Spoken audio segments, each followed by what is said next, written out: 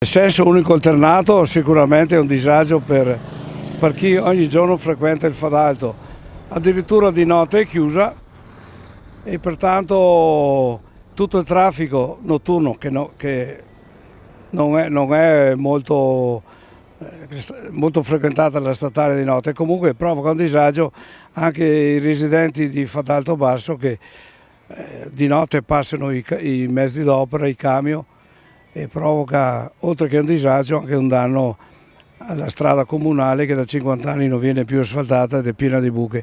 Figuratevi che attraverso quella strada il comune di Vittorio Veneto ha mandato la ciclovia dell'amicizia, che ogni anno passano 50.000 biciclette, una strada piena di buche. Una manifestazione pacifica, qual è l'obiettivo? Soprattutto sensibilizzare l'opinione pubblica. Un anno di interruzione della statale, nessuno ne parla come che non fosse un problema per Vittorio Veneto e per i residenti. Un piccolo considerazione: un mese fa hanno fatto in provincia di Belluno, no, un incontro con ANAS per fare interventi sulla statale e sulla viabilità in previsione delle Olimpiadi. Sono stati prospettati un investimento di 100 milioni di euro. Qui da noi un intervento molto più semplice, però sicuramente più necessario, non viene preso nemmeno in considerazione. È ora che la gente si incavoli.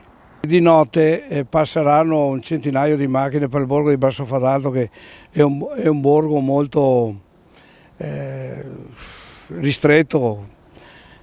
E ora avevo prospettato alla prefettura che la prefettura pagasse di notte il biglietto Vittorio Nord, Vittorio Sud, sono 70 centesimi.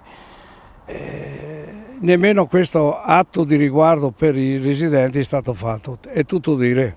Questa manifestazione era da tempo che era nell'aria, anche perché non si può lasciare una statale chiusa dove, come sappiamo, siamo riusciti appena adesso a creare il collegamento, non ancora finito, ma il collegamento del traforo di Sant'Augusta che collega la statale in una linea, e quindi adesso o qua si danno una mossa, perché è più di un anno che siamo fermi e chiusi in questo modo.